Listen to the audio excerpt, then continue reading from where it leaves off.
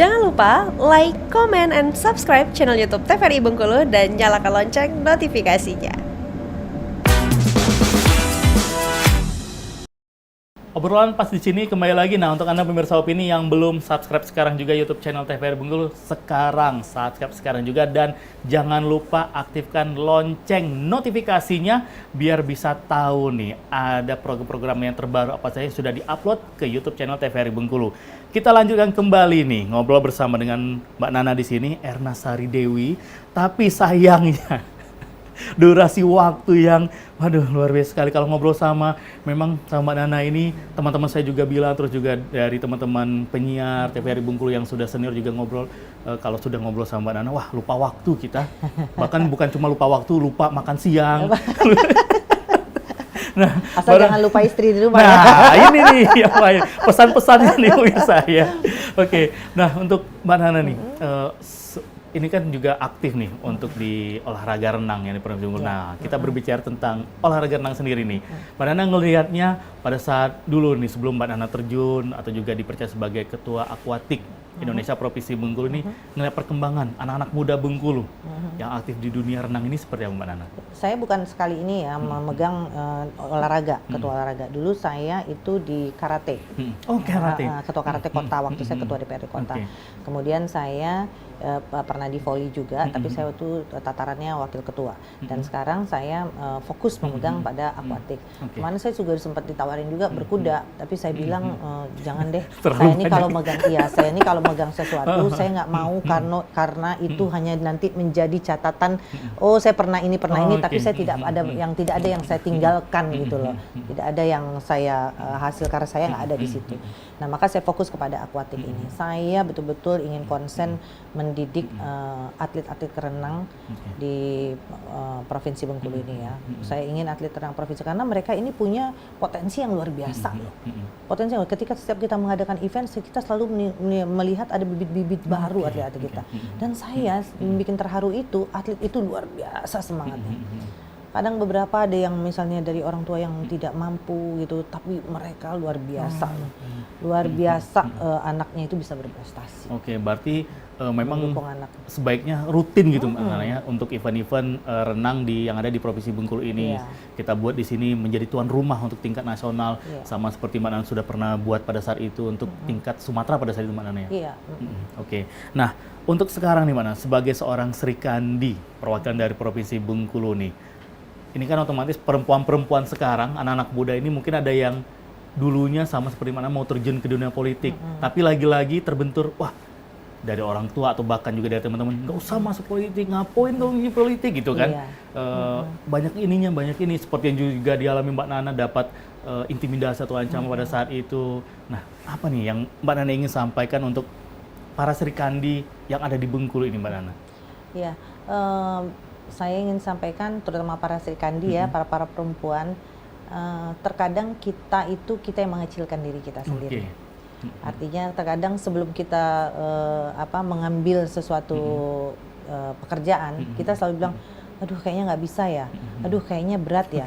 Nah ini apa ya? Ini hal-hal negatif yang nggak boleh kita lakukan. Ketika kita mengambil, saya pasti bisa. Orang lain bisa, kenapa kita tidak bisa? Oke, berarti gitu. Mindset kita tuh harus dirubah dulu. Kita apalagi perempuan kan, itu mainnya lebih kepada perasaan gitu. Aduh kayaknya nggak bisa, kayaknya ini susah banget. Oh itu yang nggak boleh. Artinya itu kita udah kalah duluan itu. Itu nggak akan pernah jadi orang berhasil. Maka kita harus berani juga mengambil tantangan itu.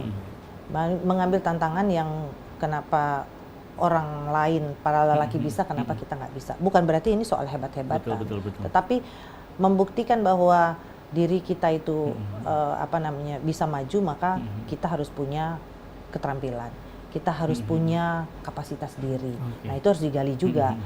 Kepercayaan diri itu kan munculnya kalau kita sudah diri kita punya kualitas, punya kapasitas. Sekarang kita juga harus melihat apa yang ada di dalam diri kita, ya kan? Kita harus melihat potensi diri kita, di mana minat kita, di mana kemauan kita, maka jalaninlah itu. sesuai dengan apa yang kita miliki. Oke. Jangan coba-coba ketika kita tidak punya kemampuan terhadap itu, maka kita menggeluti dunia itu nggak akan jadi. Oke, jadi kalau kita sudah yakin kita punya kemampuan, ya udah mulai aja dulu gitu ya. Abaikan perkataan-perkataan negatif yang ada di pikiran kita dari orang-orang sekitar kita gitu. Nah, Dan itu nanti akan mengikuti ketika kita menunjukkan bahwa kita punya kemampuan diri, pasti orang tua, pasti yang udah punya suami-suami, pasti itu mereka akan support. benar. Wah, luar biasa sekali. Dan untuk Mbak Nana nih, pernah nggak sih yang ingin saya tanyakan juga sama Mbak Nana, merasakan titik jenuh gitu, dalam tanda kutip, waduh aku capek nih gitu, karena kan udah dari zaman-zaman dulu kala gitu, aktif ngurusin bisnis, terus juga masuk ke dunia politik, menjadi perwakilan masyarakat, dan sekarang menjadi perwakilan masyarakat Provinsi Bengkulu, ngurusin bukan hanya Bengkulu saja gitu, tapi se-Indonesia. Pernah nggak sih seorang Nana merasakan, waduh sebenarnya saya harus istirahat dulu nih gitu? Jadi masing-masing orang berbeda ya. Kalau saya kepada diri saya tuh saya nggak pernah bosan karena saya menggeluti apa yang saya sukai. Justru saya tuh pengen ekspor terus nih apa ini ya, setelahnya apa lagi ya, setelahnya apa lagi. Jadi kalau kita menyukai dan mencintai apa yang kita lakukan, apa mencintai apa pekerjaan gitu tuh nggak ada kata bosan saya. Justru saya itu orang yang nggak bisa diam. Kalau saya nggak melakukan apa-apa, saya bingung juga itu. Justru itu yang jadi bingung. Iya.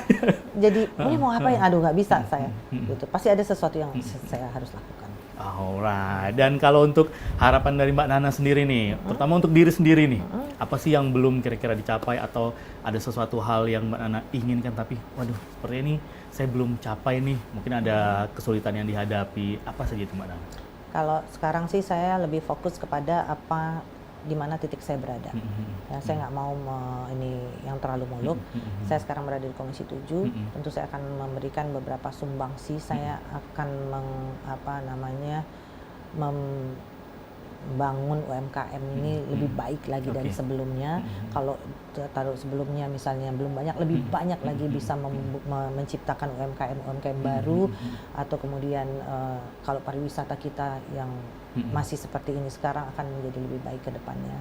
Jadi dengan beberapa program yang akan saya bawa, dengan semua kapasitas yang saya miliki, saya akan lakukan untuk Provinsi Bengkulu di mana saya dilahirkan. Wah, luar biasa sekali.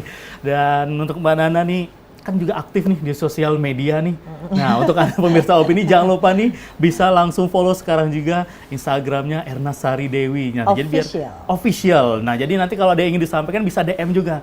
Mbak Nana, saya pengusaha UMKM, saya bingung nih tentang permodalan. Nah, bisa juga chat beliau, nanti akan diarahkan ya. Akan diarahkan. Dan nanti kita akan adakan beberapa kegiatan-kegiatan bintek dan sosialisasi untuk para UMKM. Tunggu saja. Itu dia. Jadi harus follow sekarang juga biar tahu nih ada kegiatan apa saja atau juga pelatihan apa saja yang nanti akan dibuat oleh Mbak Nana ya.